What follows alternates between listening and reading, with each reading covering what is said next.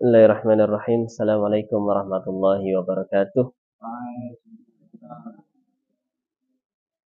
Alhamdulillah.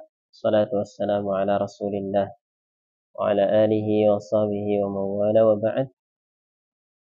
Alhamdulillah. Syukur kita panjatkan kehadirat Allah Ta'ala atas segala nikmat yang Allah Ta'ala berikan. Salawat dan juga salam semoga tercurahkan kepada Nabi Agung Muhammad sallallahu alaihi wasallam, keluarganya, sahabatnya, dan umatnya seluruhnya hingga akhir zaman. Saudaraku sekalian yang dirahmati oleh Allah Subhanahu wa Ta'ala, kita lanjutkan kajian seputar salat. Sekarang kita akan belajar atau mengulang-ulang kembali, mempelajari syarat, rukun, serta wajib salat. Syarat salat ada 9. Rukun salat ada 14. Wajib salat ada 8. Saya diulang? 8. Syarat salat ada 9. Rukunnya ada 14. Adapun wajibnya ada 8. Kita uraikan yang pertama syarat. Syarat salat ada 9. Sudah hafal ya? Yang pertama Islam, yang kedua berakal, yang ketiga balik, yang keempat suci dari 2 hadas kecil dan besar, 4 sudah masuk waktu, 5 sudah masuk waktu, 6 menutup aurat, 7 bebas dari najis, 8 menghadap kiblat, 9 niat. Kita uraikan yang pertama Islam. Maka salatnya orang kafir tidak sah. Amalannya orang kafir ya batal, tidak sah. Yang kedua berakal, orang gila tidak sah salatnya.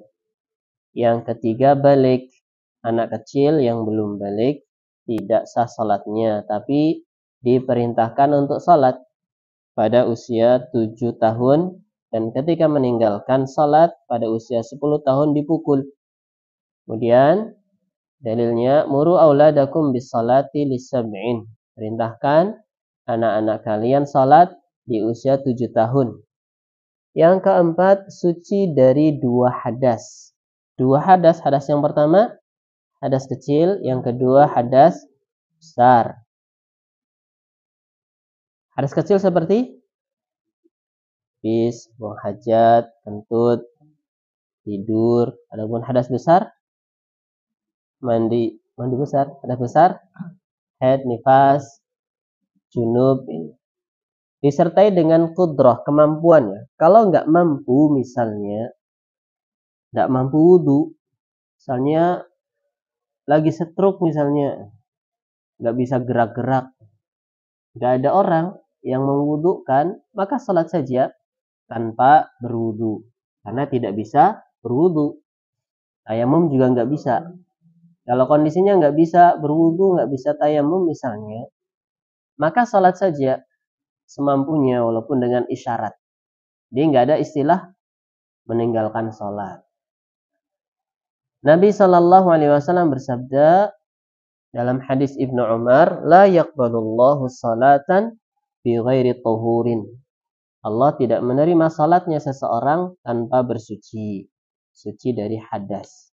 Yang kelima sudah masuk waktu yang ditentukan dalam syariat, karena inna salatat kanat alal mu'minina kitaban mawquta. Sesungguhnya salat itu diwajibkan atas orang-orang yang beriman dan sudah ditentukan waktunya. Dan waktu salat kemarin sudah kita bahas, mulai dari subuhnya sampai isyaknya.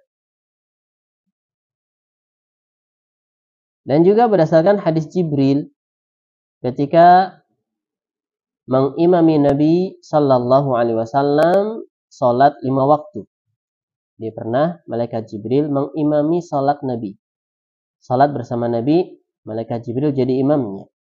Kemudian setelah selesai, malaikat Jibril berkata, ma baina hadainil waqtaini waqtun.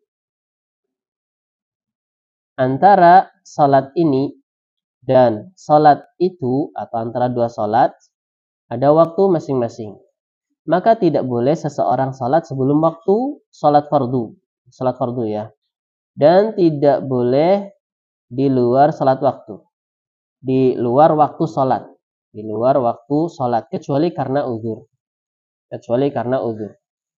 Kalau sholatnya sebelum waktunya, maka sholatnya tidak sah. Harus mengulang di waktunya. Kalau sholatnya setelah waktunya habis, maka sholatnya sah. Tapi dia berdosa karena sholatnya tidak di waktunya. Tetap harus sholat, bukan adaan tetapi qadaan, menebus sholat yang belum dilakukan. Kecuali karena uzur. Kecuali karena uzur. Misalnya safar, sholatnya kadang didahulukan, asarnya di waktu zuhur, atau kadang diakhirkan, zuhurnya di waktu asar. Kemudian sekarang yang keenam. Coba yang 5 tadi disebutkan. Yang pertama Islam, yang kedua berakal, yang ketiga sudah balik, yang keempat suci dari 2 hadas, yang kelima sudah masuk waktu sholat. Yang keenam menutup aurat disertai kemampuan dengan sesuatu yang tidak tidak transparan, bentuk tubuhnya tidak kelihatan. Menutup auratnya yang sempurna disertai dengan kemampuan. Kalau tidak mampu menutup aurat, maka sholat saja. Misalnya terjebak di dalam kamar mandi, di rumah sendirian, tidak bisa keluar, nggak ada anduk misalnya, anduknya di luar, di pintu bagian luar misalnya, nggak ada pakaian, ya sudah, sholat saja di situ ketika waktunya sudah masuk dan hampir habis. Atau pada situasi yang lain yang tidak memungkinkan menutup aurat, maka sholat saja walaupun auratnya tersingkap, karena tidak ada alasan untuk tidak sholat bagaimanapun keadaannya. Allah Ta'ala berfirman, ya Bani Adam, wahai anak cucu Adam, khudhu zinatakum, ambillah perhiasan kalian, maksudnya pakaian kalian, inda kulli masjid, setiap kali pada masjid, artinya tempat sujud atau sholat. Ketika sholat, seseorang memakai perhiasannya, artinya pakaiannya. La yaqbalullahu salata haidin illa bi khimar. Allah tidak menerima salat wanita yang sudah haid, artinya sudah balik, kecuali dengan khimar. Khimar artinya kerudung. Kepalanya ditutup.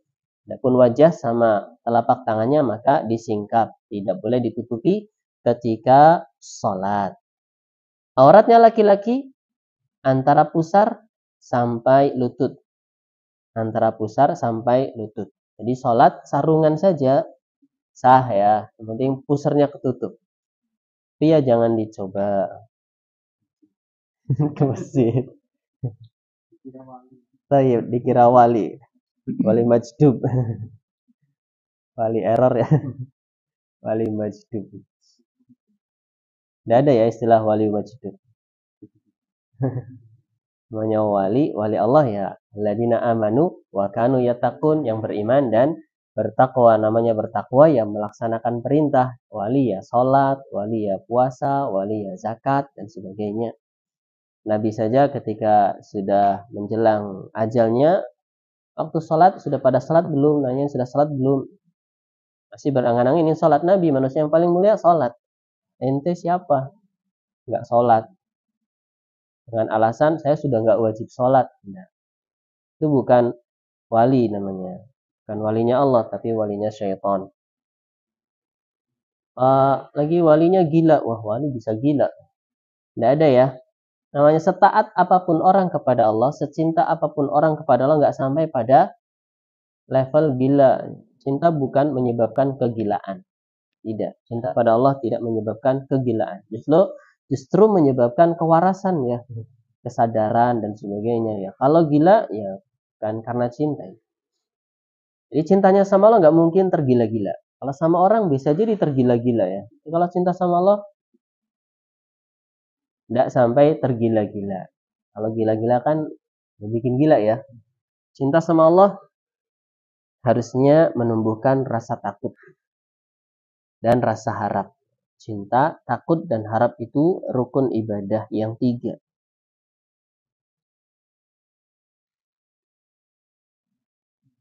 Kemudian, kalau seandainya hanya ada satu kain misalnya. Kalau seandainya kain itu besar, selimut misalnya, bisa untuk menutupi aurat plus pundak. Maka dijadikan seperti selimut ketika sholat. Kayak baju ihram misalnya ya. Misalnya sholat pakai baju ihram ya, sempurna. Atasnya ketutup, bawahnya juga ketutup. Nih kalau laki-laki. Kalau perempuan ya harus sempurna semuanya. Kecuali wajah dan telapak tangan. Kalau seandainya punyanya sarung saja ya, bawahan saja. Misalnya sarung atau jarit apa ya. Punya bawahan saja, anduk saja misalnya, nggak ada yang lain, maka dibuat sarung atau dibuat bawahan dan lutut sampai pusarnya tertutup. Tapi ini keadaan yang jarang sekali, Afdolnya ketika sholat, seseorang menjadikan penutup di atas pundaknya, entah itu baju, entah itu jubah, entah itu kemeja dan sebagainya. Ada juga memandang ada tambahan selain baju. Tanya apa ya? Sorban ya, sorban taruh di sini. Ya monggo silakan. Tapi menutup pundak ya. Kadang orang digulung-gulung cuman di sini, di lehernya saja, bukan di pundaknya. Namanya dibuat ya gutroh lah, dibuat gutroh, menutup pundak juga. Ini afdolnya, tapi enggak masalah. Nabi Shallallahu Alaihi Wasallam pernah melarang seseorang sholat dengan pakaian yang di pundaknya tidak ada apa-apanya, tersingkap pundaknya. Pakai sarung saja, padahal ada pakaian yang lain. Boleh pakai sarung saja ketika darurat. Harusnya pundaknya juga tertutup. Adapun perempuan semuanya aurat ketika sholat, kecuali wajah dan telapak tangan. Kecuali kalau seandainya dia mengambil pendapat yang wajah aurat ketika terlihat oleh laki-laki yang asing atau bukan mahram. Maka ketika sholat di tempat yang terlihat oleh oleh laki-laki yang bukan mahram, maka dia tidak mengapa menutup wajahnya. Tapi pada asalnya tidak boleh menutup wajah bagi wanita ketika sholat. Kalau tempatnya terjaga, misalnya aman dari fitnah, misalnya, maka dibuka wajahnya ketika sholat. Kalau dia mengambil pendapat semua tubuh perempuan adalah aurat di hadapan lelaki yang bukan mahram. Karena aurat perempuan itu dibagi-bagi. Ada aurat ketika sholat, ada aurat di hadapan kerabatnya, kakak adiknya, ada aurat di hadapan laki-laki yang bukan mahram, ada juga yang tidak ada auratnya. Di hadapan siapa? Di hadapan suaminya. Di hadapan suami nggak ada aurat, tidak ada aurat. Perempuan di hadapan suaminya tidak ada aurat, bebas. Demikian pula suami tidak ada aurat di hadapan istrinya. Kemudian di fikih tentang aurat ya panjang ternyata. Ada pembagiannya. Adapun di dalam salat maka auratnya seluruh tubuhnya kecuali wajah dan telapak tangan. Adapun kalau ada lelaki asing yang bukan mahram maka tidak mengapa dia menutup wajahnya. Karena Nabi pernah bersabda, al-mar'atu aurah. Wanita adalah aurat. Jadi semuanya aurat. Nabi Shallallahu Alaihi Wasallam bersabda, la yakbalullah salata haidin illa bi khimar. Allah tidak menerima salatnya wanita yang sudah haid, maksudnya sudah balik, kecuali dengan kerudung yang menutup kepala. Kerudung namanya khimar. Kalau jilbab artinya baju kurung. Jilbab artinya baju kurung. Adapun kerudung khimar. Kalau hijab artinya penutup. Hijab artinya penutup. Jadi ada dalam ayat disebutkan ya ayuhan nabiyyu qul li azwajika wa banatika wa nisa'il mu'minina yudnina 'alaihinna min jalabibihinna. Wahai Nabi, katakan pada istri-istrimu dan putri-putrimu dan juga wanita-wanita orang-orang beriman agar mereka merebahkan jilbab-jilbab mereka, artinya memanjangkan baju kurung mereka. Memanjangkan baju kurung mereka, bukan kerudung yang dipanjangkan ya. Kalau kerudung ya untuk menutup kepala. Adapun baju kurung ya seluruh tubuhnya. Hanya baju kurung kan ngurungi. Semuanya tertutup. Kemudian syarat yang ketujuh, menjauhi atau bebas dari najis di badannya, di pakaiannya, dan juga di tempatnya. Badannya tidak ada najisnya, tempatnya tidak ada najisnya, pakaiannya juga tidak ada najisnya. Ini juga disertai dengan kemampuan. Kalau tidak mampu misalnya, maka tetap sholat walaupun ada najisnya. Walaupun ada najisnya. Ada orang yang mungkin habis operasi apa ya? Apa namanya? Prostat misalnya. Dipasang selang, keluar terus kan najisnya itu, keluar terus. Maka nggak apa-apa sholat walaupun najisnya keluar terus. Atau mungkin pada situasi tertentu, situasi darurat, tidak bisa terbebas dari najis.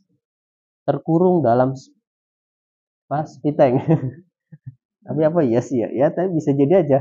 Mungkin ada suatu keadaan yang seseorang tidak bisa lepas dari najis. Sehingga perlu ada tambahan ketika mampu.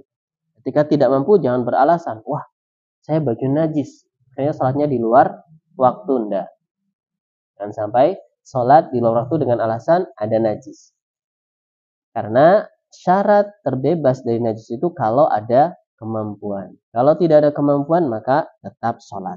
Walaupun ada najisnya, entah itu pakaiannya, badannya, atau tempatnya. Allah Ta'ala berfirman, وَثِيَابَكَ فَطَهِرْ, dan pakaianmu sucikanlah. Sucikanlah dari najis. Nabi Shallallahu Alaihi Wasallam juga bersabda, tanazzahu anil baul, sucikan diri kalian dari pipis, dari air kencing. Fa inna amata adzabil qabri minhu, karena kebanyakan siksa kubur karena seseorang tidak menjaga diri dari air kencingnya. Kencing berdiri hukumnya makruh. Kalau sampai terkena cipratan air, ini yang seringkali menyebabkan seseorang cipratan air kencing tidak selamat dari siksa kubur. Hati-hati untuk menjaga diri dari cipratan air kencing. Tapi juga ya jangan gulu. Jangan berlebih-lebihan. Supaya tidak kecipratan, tiap kali ke kamar mandi bawa botol. Supaya langsung dimasukkan ke botol ya. Jadi enggak nyiprat-nyiprat misalnya. Ya enggak seperti itu juga. Kalau kita ke kamar mandi pasti sedikit sekali ya mungkin ya. Ada yang mengenai tubuh kita ya. Kalau sesuatu yang sedikit itu ya dimaafkan, ma'fuun anhu.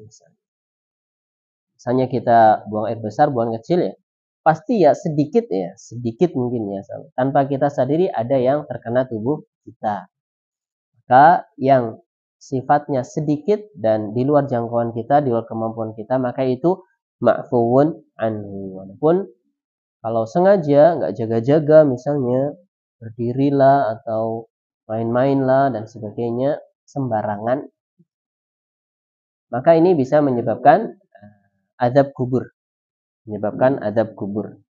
Nabi pernah melewati dua kuburan. Ini termasuk mukjizat ya.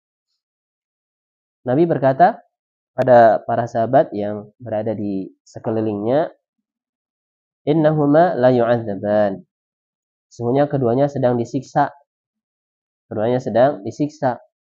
Wa ma yu'adzabani fi kabirin, dan tidaklah disiksa dikarenakan dosa yang besar. Adapun salah satunya tidak menjaga dirinya dari air kencing. Adapun yang satu lagi yamshi bin namimah, berjalan dengan mengadu domba. Di dua dosa ini, adu domba sama tidak menjaga diri dari air kencing, menjadi sebab siksa kubur. Kemudian Nabi meletakkan pelepah pohon kurma yang masih segar. Dan berkata, Semoga azabnya diringankan selama daun kurma ini masih segar. Dan ini berlaku bagi Nabi saja. Nah ini mukjizat. Karena ini mukjizat. Adapun kita, ya jangan. Ada kuburan, ambil pohon kelapa, taruh daun di atasnya dengan alasan biar azabnya diringankan. Ini malah berprasangka buruk sama penghuni kuburnya. Wah ini pendosa nih, lagi disiksa nih, itu dan sebagainya. Dan juga itu khusus bagi Nabi. Mukjizat bagi Nabi.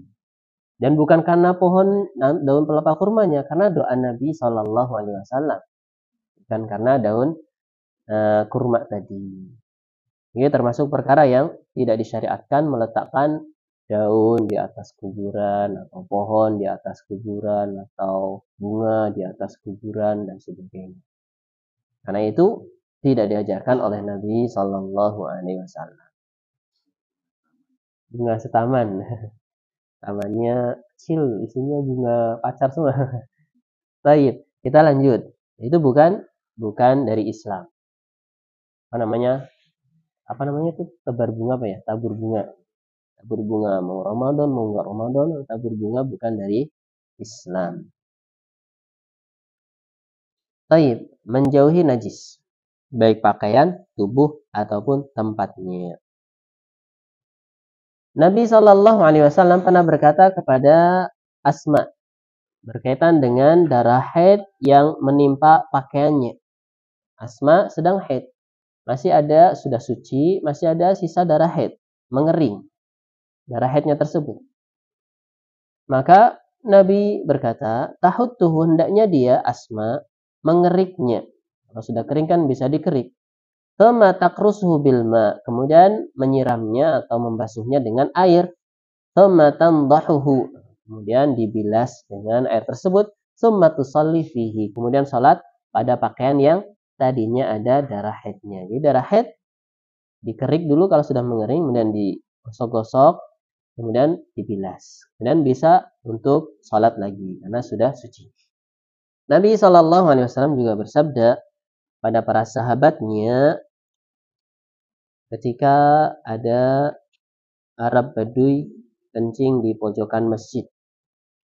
Maka Nabi berkata, ariqu ala baulihi sajlan min ma'in. Siramkanlah pada air kencingnya seember air. Kalau najisnya ada di tanah, maka cukup disiram pakai air ya sudah hilang. Sudah hilang. Tapi kalau masjid kita sekarang bukan tanah, lantai misalnya, ya dipel. Karena mau disiram air ya ngembeng di situ ya, nggak diserap tanah, nggak. Tapi dipel ya, disiram kemudian dipel. Yang ke-8, syarat yang ke-8 menghadap kiblat disertai kemampuannya. Kalau tidak mampu, ya nggak menghadap kiblat. Jangan sampai beralasan, wah nggak tahu kiblatnya, nggak sholat. Nggak. Kalau nggak tahu kiblatnya, ya sholat menghadap kemanapun. Menghadap kemanapun. Wawali wajhaka syatral masjidil haram. Hadapkanlah wajahmu searah dengan masjidil haram. Dan ini juga sifatnya kira-kira. Kalau seandainya kita melihat Ka'bah langsung, maka harus tepat sekali menghadap Ka'bahnya. Nah, kalau kita di Indonesia, ya nggak harus tepat sekali, dikira-kira saja. Karena kalau negeri kita sudah jauh, beda 1 derajat saja nanti miringnya ke Yaman. Nggak ke situ, sulit. Maka ini di luar kemampuan kita. Jadi nggak harus tepat banget. Karena ini di luar kemampuan kita. Dan nggak usah memaksakan diri. Nggak usah memaksakan diri. Kemana-mana bawa kompas misalnya. HP-nya sudah ada. Dan sebagainya. Allah alam bisa. Jadi tidak ada alasan untuk tidak salat ketika tidak mengetahui arah kiblat.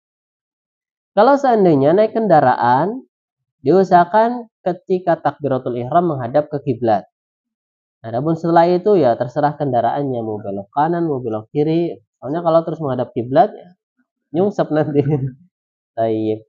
Selanjutnya dalam hadis disebutkan, "Idza qumta ila sholati fa asbighil wudu'a tsumma istaqbilil qiblata." Ketika engkau hendak salat, maka sempurnakanlah wudu dan juga menghadaplah ke kiblat.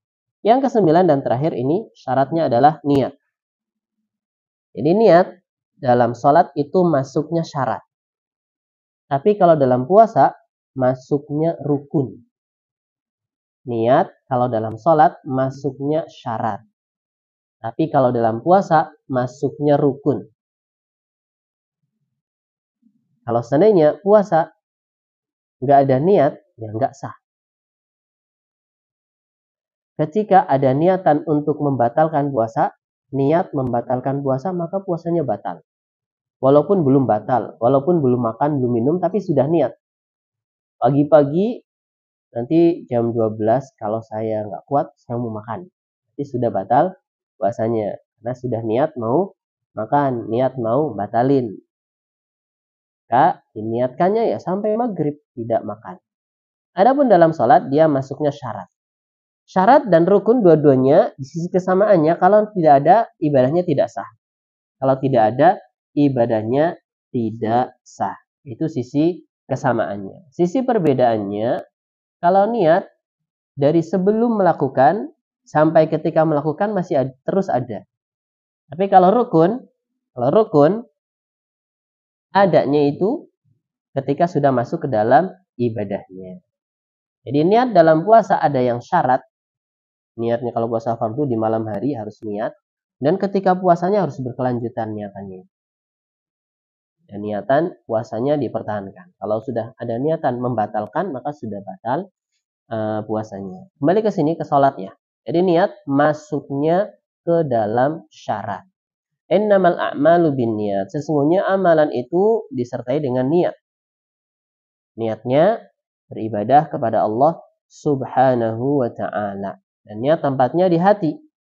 Dan hakikat niat adalah azam untuk melakukan sesuatu. Azam artinya tekad. Saya bertekad untuk melakukan sesuatu. Itulah niat. Itu namanya niat. Jadi bukan dilisankan. Nah, tempatnya adalah di hati. Disebutkan dalam fikih muyasar, la yushra'u talaffudhu biha. Tidak disyariatkan melafadzkan niat. Tidak ada syariatnya melafadzkan niat. Silakan cari hadisnya kalau ada. Tidak akan ketemu. Tidak akan ketemu. Jadi lafadz-lafadz yang niat-niat yang dilafatkan kayak nawaitu shoma ghadin atau sholli, nawaitul wudu dan sebagainya, itu tidak ada nas hadisnya. Siapa yang buat tidak tahu. Siapa yang buat tidak tahu. Ada yang menyebutkan yang boleh dilafatkan hanya haji dan umroh. Kemudian yang beralasan bolehnya melafatkan niat, yaitu buktinya haji dilafatkan, umroh dilafatkan, maka bantahannya itu bukan lafadz niat, tapi itu syiar. Itu syiar. Dikencangkan Allah labbaik Allahumma hajjan, labbaik Allahumma umratan. Itu bukan melafatkan niat, tapi itu menampakkan syiar. Menampakkan syiar. Dan itu pun nggak lengkap-lengkap banget ya. Cuma labbaik Allahumma hajjan. Tidak ada di Mekah, menghadap kiblat, ini itu dan sebagainya. Kasihan nanti yang orang nggak tahu bahasa Arab, ini sudah hafalannya banyak, suruh ngafalin niat lagi. Udah hafal niatnya, lafadz niatnya, tapi nggak tahu maksudnya apa. Artinya apa, kan lebih repot lagi. Karena niat itu mudah, tempatnya di hati. Itu azam untuk melakukan salat. Niat insun wudu dan seterusnya. Insun sih bahasa mana ya? Jawa apa itu? Sanskerta. Kalau kulo, kawulo gitu. Bahasa keraton. Insun kerajaan ya. Insun. Nah, kita lanjutkan. Jadi melafatkan niat tidak disyariatkan. Kalau ada yang mengatakan disyariatkan, maka dia dituntut untuk mendatangkan mana dalilnya, mana dasarnya. Karena ibadah itu harus berdasar, harus berdalil, harus mengikuti petunjuknya Nabi Sallallahu Alaihi Wasallam. Masalah yang keempat tentang rukun-rukunnya. Tadi syaratnya ada berapa ya? 9. Saya diulangi. Yang pertama, Islam. Yang kedua, berakal. Yang ketiga, balik. Yang keempat, bersih dari 2 hadas. Yang kelima, sudah masuk waktu. Yang keenam, menutup aurat. Yang ketujuh, bersih dari najis. Kemudian yang kedelapan, menghadap kiblat. Yang terakhir, niat. Sekarang rukun-rukun salat. Ada 14. Kalau menghafalkan rukun salat lebih gampang. Tinggal diurutkan saja. Tinggal diurut. Oh, silakan.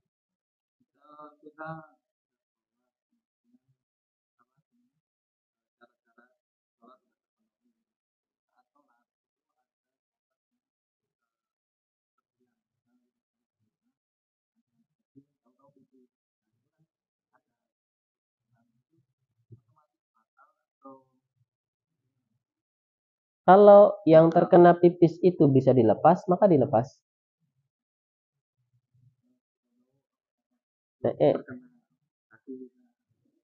Kaki. Nah, berarti batal. Kalau terkena kaki, karena kaki nggak bisa dilepas. Kalau terkena peci misalnya,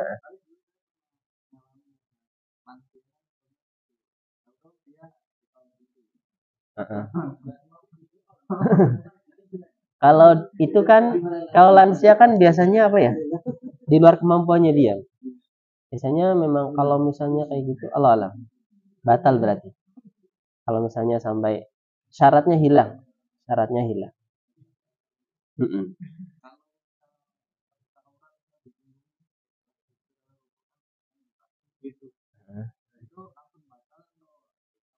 Dia tahu apa tidak terbuka auratnya? Mungkin tahu, isis. Alah, alah. Kalau itu masuknya bawa pusar enggak ya? Oh iya, berarti itu bisa batal salatnya. Karena syaratnya tidak tertutup auratnya. Auratnya tidak tertutup, maka batal salat. Nah, kalau bersenutup nggak apa-apa. Ya, kalau dibiarkan begitu terus-terusan, maka batal. Kalau tersingkap langsung ditutup, ya tidak batal. Kalau tersingkap langsung ditutup nggak batal. Atau ketika kita salat, sarung kita kena najis misalnya, maka kalau seandainya pakai celana panjang, ya dilepas sarungnya nggak apa-apa walaupun ketika sedang sholat. Nah, bisa saja ketika sholat tiba-tiba melepaskan sendalnya karena dikasih tahu sama malaikat Jibril sendalnya ada najisnya. Ini nggak masalah melepaskan pakaian yang ada najisnya ketika sholat dan tidak berefek terbuka auratnya, maka tidak masalah. Maka tidak masalah. Sampai para sahabat ikut-ikutan melepas sendal atau melepas sepatu, padahal ada sebabnya. Ketika pakaian yang kita pakai kena najis misalnya, kalau seandainya bisa dilepas dan tidak berakibat terbuka aurat kita, maka dilepas. Maka dilepas. Tapi kalau najisnya ringan, misalnya tai cicak misalnya, enggak masalah. Wis, enak, wis, seger. Tapi ya dihindari lah ya, dihindari. Agak geser ya sujudnya. Jangan dinikmati. Baik, kita lanjut. Satu lagi.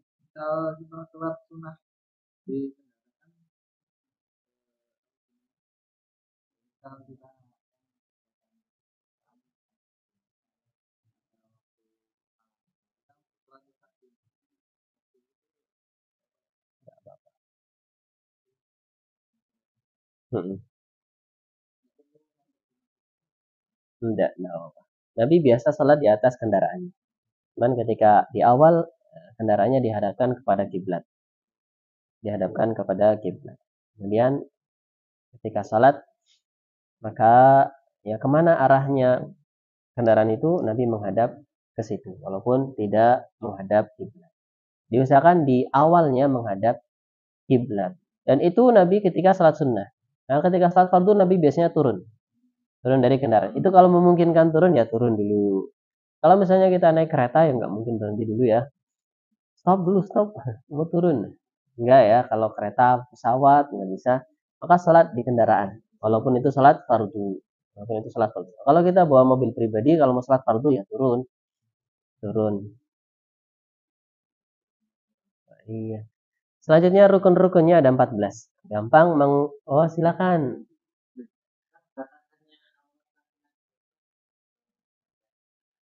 Lutut sampai pusar.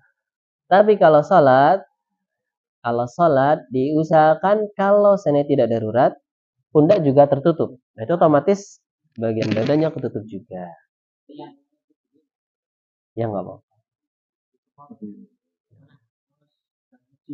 Ngecim. Iya, nggak apa-apa. Baik. Kemudian kalau misalnya pas nanti sujud, biasakan jangan yang pendek lah, kaosnya itu yang bisa berakibat terbuka auratnya. Kalau punya kaos ya yang agak panjang ya belakang. Jangan sampai yang press ya, seperti yang canggis. Kaos canggis ya. Ya. Tayyib, nuasilu. Kita lanjut. Arkanuha, rukun-rukun sholat.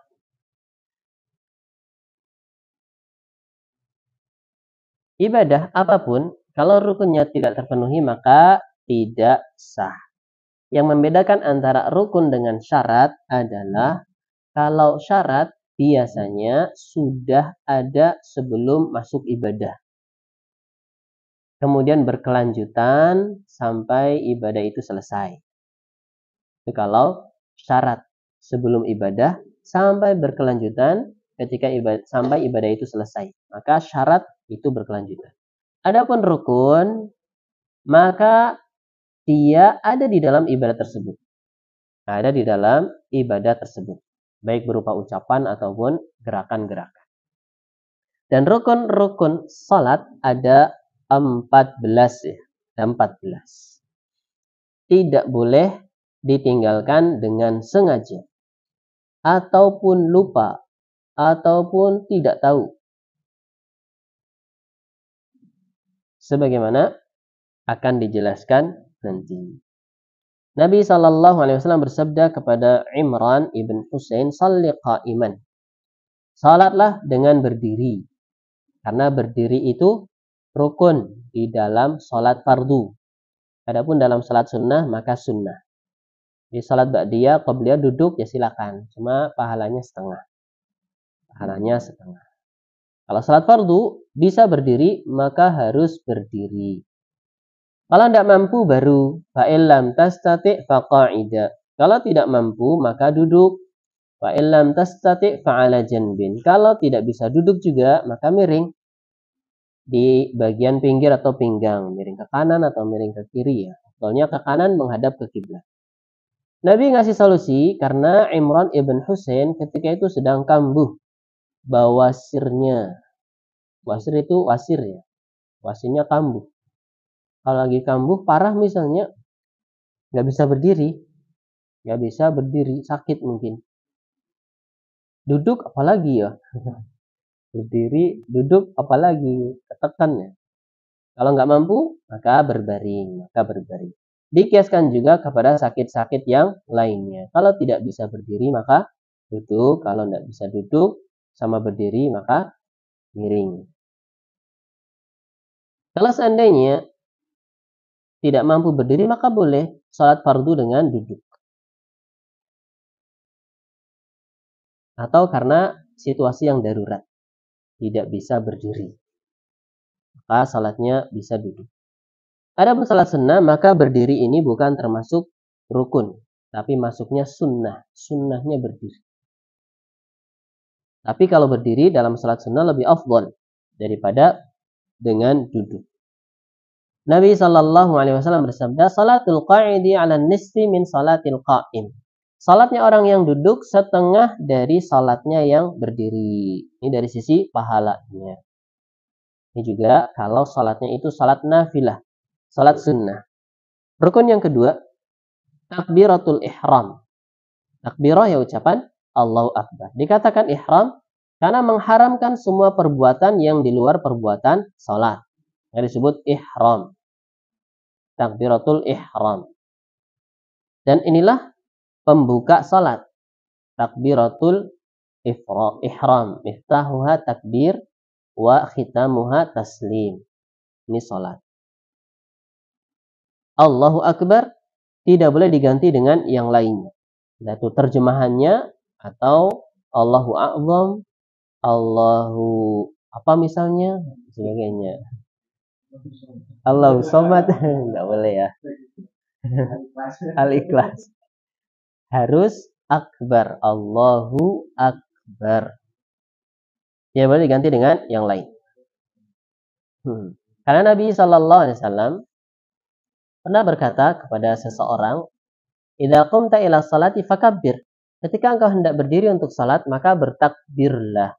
Nabi Shallallahu Alaihi Wasallam juga bersabda, "Tahrimuhat takbir." Pengharamannya adalah takbir, artinya nggak boleh melakukan sesuatu yang di luar salat. Haramkan dengan seseorang mengatakan Allahu Akbar, takbir ketika masuk salat. Wa tahliluha, dan penghalalannya boleh melakukan yang di luar salat adalah taslim. Kalau seandainya nggak takbir, tiba-tiba Al-Fatihah, maka salatnya tidak sah. Salatnya tidak sah. Kalau misalnya salat sudah salam lupa tadi nggak takbir, takbiratul ihram, maka ulang dari nol. Seakan-akan tidak salat tadi, karena tidak ada miftahnya, tidak ada pembukanya. Kemudian yang ketiga, rukun yang ketiga, membaca Al-Fatihah pada setiap rakaatnya. Sebagaimana Nabi Shallallahu Alaihi Wasallam, la salata liman lam yaqra bi Fatihatil Kitab. Tidak ada salat yang sah bagi yang tidak membaca pembuka Alkitab, yaitu Al-Quran, kecuali yang salatnya masbuk, tidak dapat waktu untuk membaca Al-Fatihah, mendapati imam mau ruku, kemudian dia mendapati imam sudah bangkit dari ruku, tidak mungkin membaca Al-Fatihah. Demikian pula makmum yang bacaan imamnya keras, salat maghrib, isya, rakaat pertama, kedua, subuh juga, maka makmum seharusnya mendengarkan, tidak menyibukkan diri dengan membaca Al-Fatihah atau membaca yang lain. Umuman ayat, wa idza quri'a alaikumul Qur'an fastami'u lahu wa ansitu. Apabila dibacakan kepada kalian Al-Qur'an, maka diamlah dan dengarkan. Diam dan dengarkan, tidak sibuk sendiri. Jadi bacaan imam didengarkan. Kalau imam baca keras-keras, yang dengar siapa? Kalau makmumnya sibuk sendiri. Nanti kalau bacanya salah, siapa yang benerin? Kalau makmumnya sibuk sendiri. Karena seharusnya Al-Fatihah itu dibaca di selain situasi tadi. Kalau dia masbuk, nggak bisa baca Al-Fatihah, maka tidak wajib baca Al-Fatihah. Kalau dia makmum dan imamnya bacaannya yang keras, maka dia tidak membaca Al-Fatihah. Kecuali kalau dia tidak mendengarkan bacaan imam, saking jauhnya nggak kedengeran bacaan imam, cuma ngikut gerakan-gerakannya saja, maka dia membaca Al-Fatihah. Kalau seandainya ketika imam sudah selesai membaca Al-Fatihah, kebiasaannya diam lama, tidak langsung beranjak kepada surat setelahnya atau bacaan suratan, maka dia membaca Al-Fatihah. Kan ada imam yang ikut mazhab Syafi'i dan tahu caranya sholat versi mazhab Syafi'i. Setelah baca Al-Fatihah, dia memberikan waktu untuk makmum membaca Al-Fatihah. Jadi kalau ingin berpegang teguh dengan mazhabnya Syafi'i, baik imam atau makmum wajib baca Al-Fatihah, maka imam seharusnya setelah selesai membaca Al-Fatihah, diam. Kisaran makmum selesai baca Al-Fatihah, baru masuk kepada suratannya. Ini seharusnya. Jangan langsung. Nanti imamnya baca suratan, makmumnya baca Al-Fatihah, lupa, nggak ada yang ngingetin, orang masing-masing sibuk sendiri. Ini seharusnya demikian. Kalau mau berpegang dengan mazhab Syafi'i, semuanya wajib baca Al-Fatihah, maka imamnya harus tahu fikihnya. Ngasih kesempatan makmum untuk membaca Al-Fatihah. Jadi diam sejenak setelah selesai baca Al-Fatihah, agar makmum membaca Al-Fatihah sendiri-sendiri. Kemudian baru sekiranya sudah selesai, baru membaca surat. Dan rukun yang keempat, ruku pada setiap rakaat. Ruku ya, tahu ya, ruku itu posisinya ya ruku. Bahasa kita apa sih ruku? Membungkuk. Ya membungkuk. 90 derajat ya. Derajat. Itu namanya rukuk. Rukuk. Baik rukuk mau ataupun sujud tidak boleh diperuntukkan kepada selain Allah. Baik rukuk ataupun sujud tidak boleh diperuntukkan kepada selain Allah. Jangan dikira sujud saja nggak boleh. Rukuk juga tidak boleh. Dulu saya pernah ikut karate. Itu ada ketika mau berantem, mau sparring, hormat dulu. Nah, hormatnya itu mirip rukuk ya. Nggak cuma kepala saja, sampai kayak gini gitu. Cukup kepala saja sebenarnya ya, nggak usah sampai kayak rukuk. Baik. Minta maaf juga nggak usah sampai sujud ya. Kadang habis berantem minta maafnya sampai sujud nggak boleh. Walaupun itu nggak ada niatan ibadah. Walaupun nggak ada niatan ibadah, tetap tidak diperbolehkan. Kalau ada niatan ibadah, maka jatuhnya dalam kesyirikan. Jatuhnya dalam kesyirikan. Kalau nggak ada niatan ibadah, maka masuknya dalam perbuatan maksiat. Maka masuknya dalam perbuatan maksiat. Ya, rukuk termasuk rukun. Ya ayyuhalladzina amanu ruk'u wasjudu. Wahai orang beriman, rukuklah dan sujudlah. Diungkapkan rukuk bagian dari salat.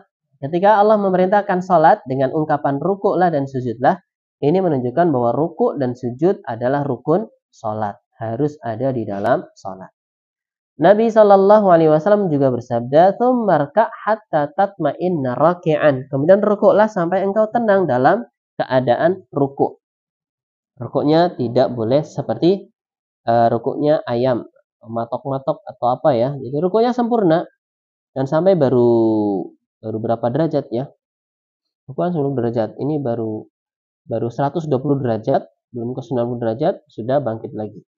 Maka jelas tidak tumak ninah.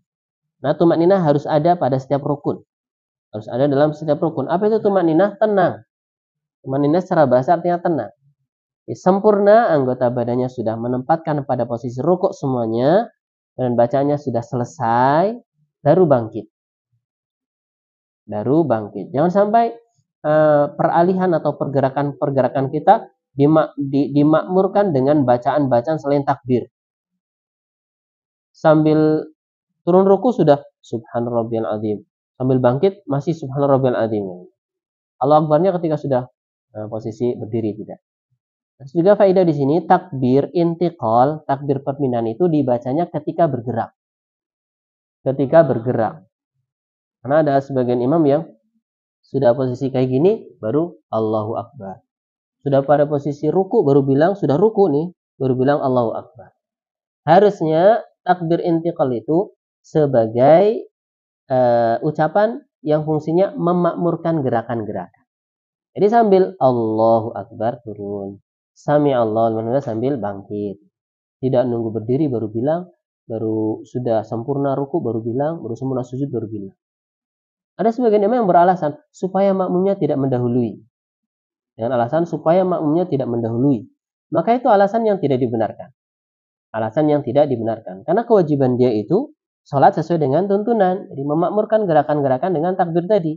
Adapun makmum nanti mau mengikuti imam, mau mendahului imam, itu sudah urusan makmum. Sudah urusan makmum. Harusnya makmumnya tahu. Nunggu imam sempurna rukuknya baru dia bergerak. Sempurna sujudnya baru dia bergerak. Harusnya demikian. Allah a'lam bishawab. Jadi sampai sempurna rukuknya, anggota tubuhnya pada posisi rukuk, kemudian bacaannya juga sudah sempurna baru bangkit. Mengatakan sami Allah liman hamidah, beralih kepada rukun yang selanjutnya. Rukun yang kelima adalah bangkit dari rukuk. Rukun yang keenam i'tidalnya. Jadi gerakan dari rukuk menuju i'tidal itu dianggap rukun. Dianggap rukun. Kalau ditinggalkan, tapi masa ditinggalkan gimana ya? Meninggalkan gerakan. Biasanya kalau ditinggal sekalian i'tidalnya. Habis ruku sujud mungkin. Tapi apa ada ya? Tayyib. Jadi seperti itu. Jadi bangkit dari rukuk sama berdirinya, i'tidalnya itu termasuk 2 rukun. Dihitungnya 2 rukun. Nabi SAW bersabda, "Warka hatta tatma'inna raki'an." Rukuklah sampai engkau tenang dalam rukukmu. Tsummarfa hatta ta'tadilla qa'iman. Kemudian angkatlah tubuhmu dari rukukmu sampai engkau tegak berdiri, sampai tenang. Sampai tenang. Jangan sampai belum sempurna berdirinya langsung beralih ke sujud. Karena kalau seperti itu tidak dapat tumak ninahnya. Tidak dapat tumak ninahnya. Ukuran tumak ninah seberapa ya? Ya seukuran bacaannya sempurna. Ukuran bacaannya sempurna. Kemudian rukun yang ketujuh, sujud. Allah Ta'ala berfirman, wasjudu.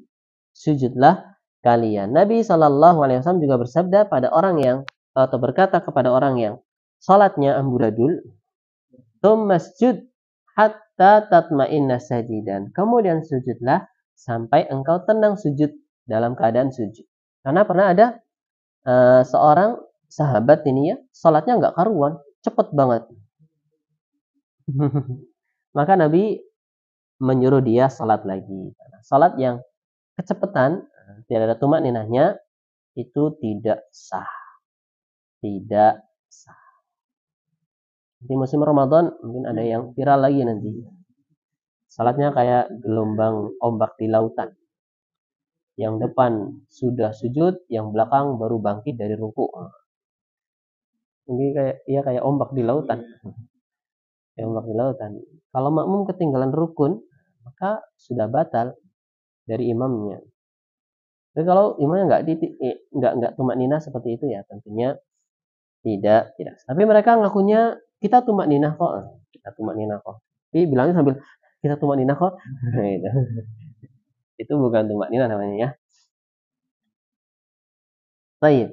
Kemudian sujud sampai sempurna sujudnya dan juga tumak ninah. Dan anggota sujud itu ada berapa ya? 7. Wajah termasuk kening dan hidung itu dianggap wajah.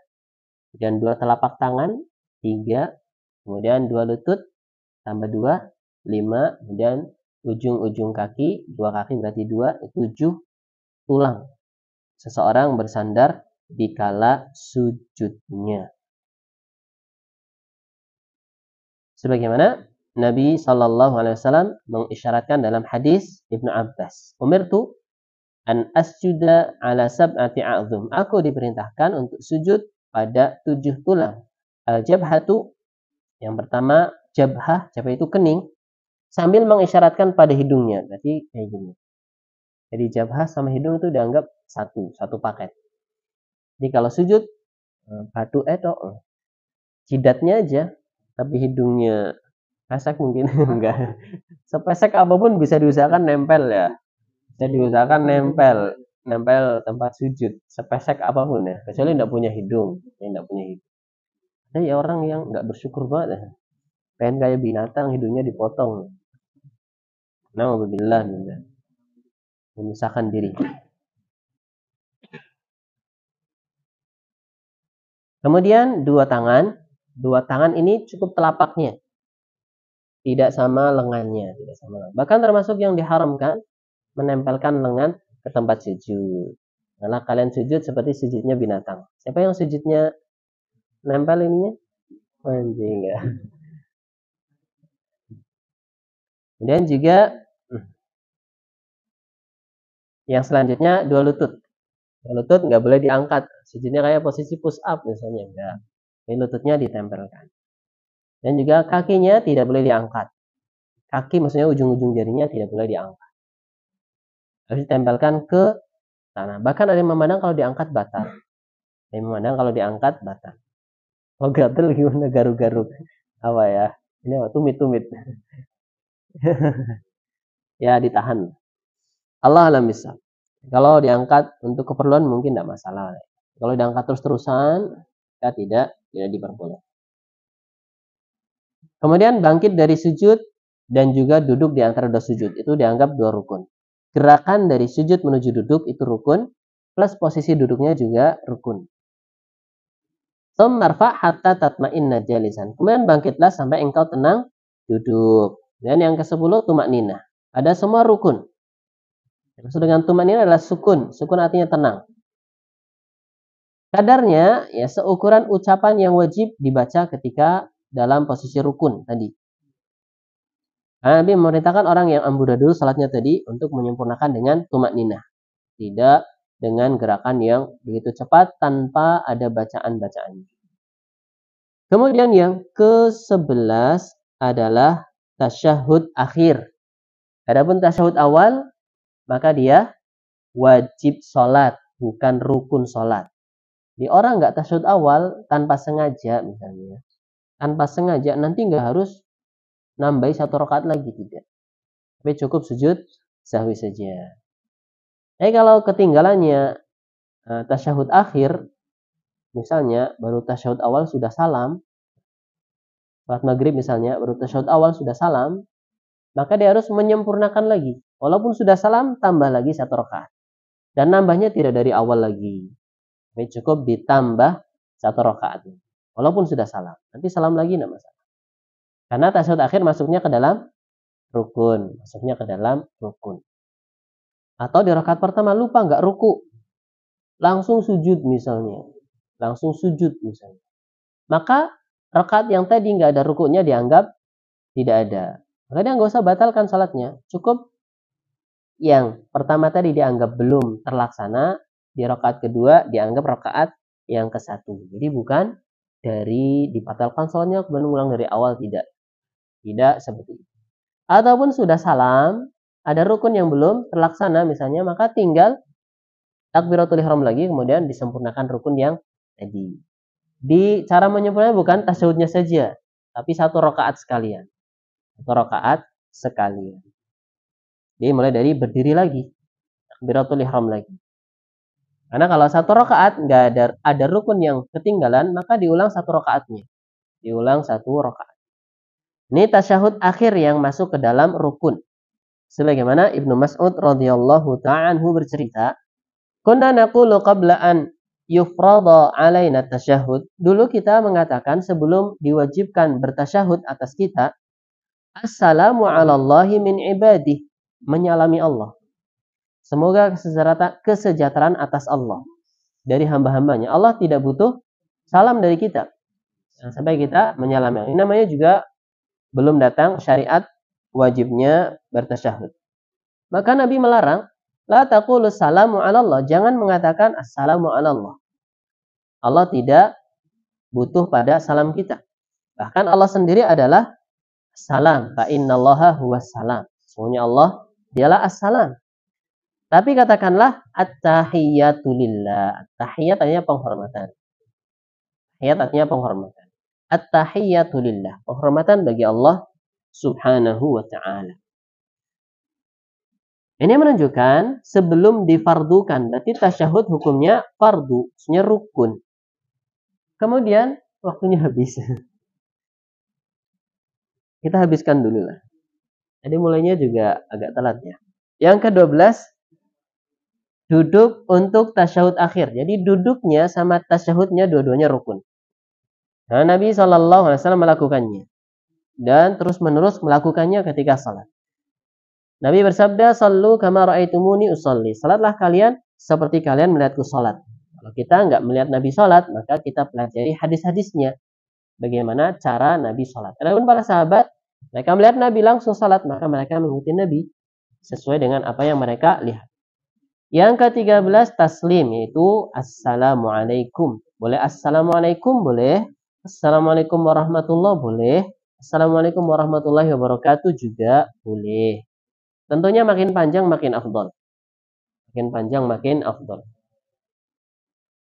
Allah alam bisawab. Ke kanan dahulu. Assalamualaikum warahmatullahi. Boleh sampai warahmatullahi. Ini yang sering terjadi. Saya juga seringnya warahmatullahi saja.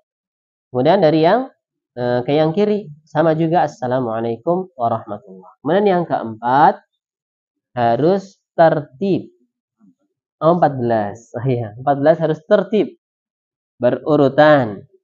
Tidak boleh rukun ini mendahulukan rukun yang seharusnya di belakangnya. Nabi SAW bersabda, "Sallu kama ra'aitumuni usolli." Salatlah kalian seperti kalian melihat aku salat. Tidak boleh mendahulukan rukun yang seharusnya setelahnya. Ini rukun-rukunnya sudah kita bahas. Adapun wajibatnya, wajib-wajib salat nanti ada 8. Nanti ada 8. Insyaallah di pertemuan 2 pekan lagi. Ada pertanyaan? Silakan.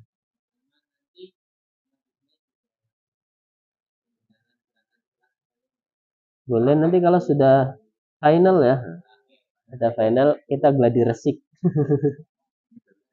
Ini baru briefing soalnya.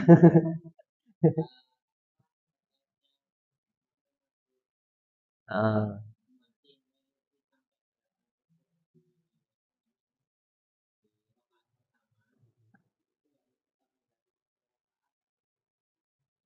ayo.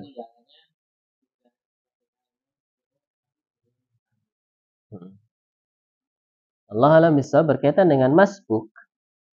Kalau seandainya dia bisa ruku bersama imam, artinya imam sambil takbir ke ruku dia ikut sama imam. Bukan imam sudah ruku ya, bukan imam sudah ruku.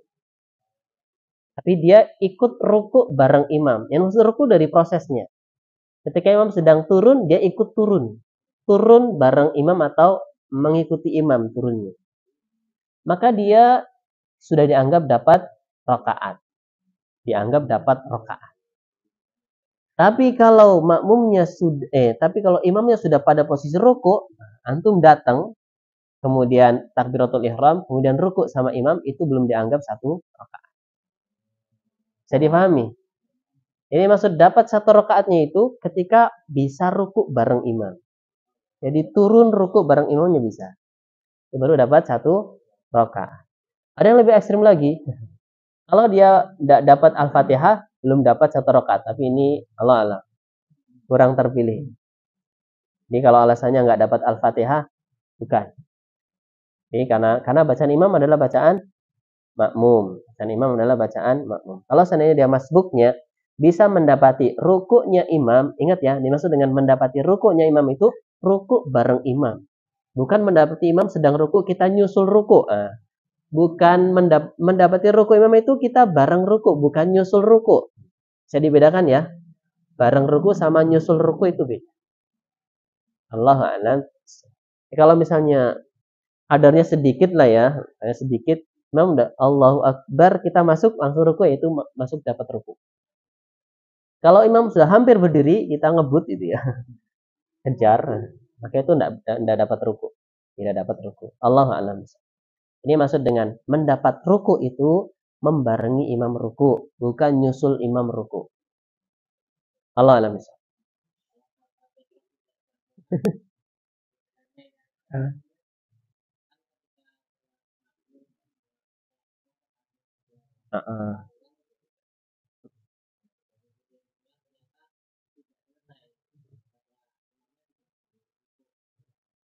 Tidak masalah. Kita walaupun belum selesai ikuti imam ruku. Silahkan. Ya, yang mana? Okay.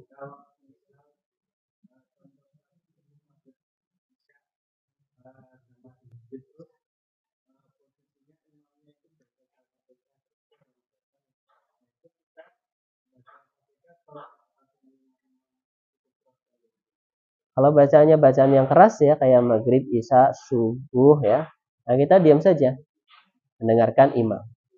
Tidak perlu membaca Al-Fatihah. Karena bacaan imam adalah bacaan makmum ketika bacaannya keras. Ketika bacaannya keras, maka sudah menjadi bacaan makmum. Jadi makmum tidak punya tanggungan untuk membaca Al-Fatihah dalam sholat yang imamnya bacanya keras. Kalau rakaat ketiga maghrib, maka makmumnya baca. Monggo.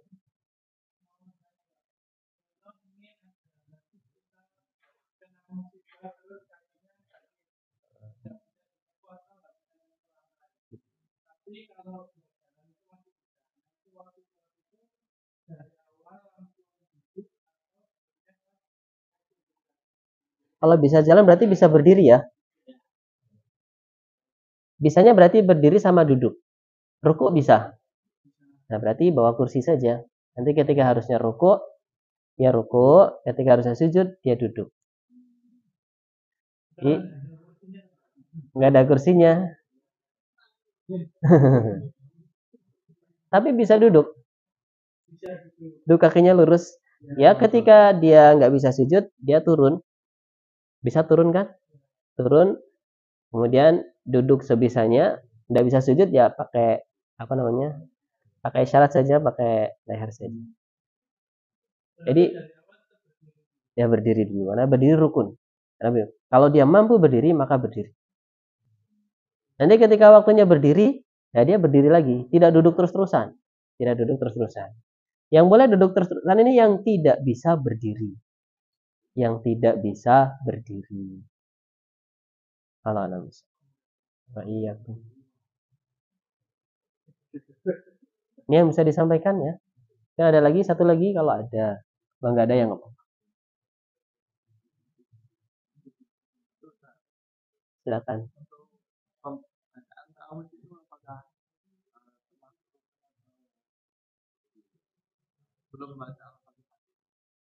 Dalam sholat. Bacaan ta'awud ini masuknya sunnah. Tidak masuk wajib, tidak masuk rukun.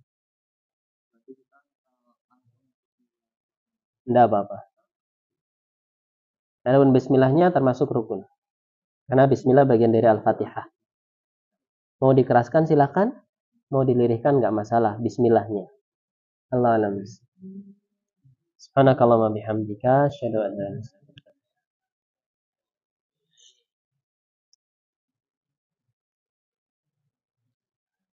illa anta.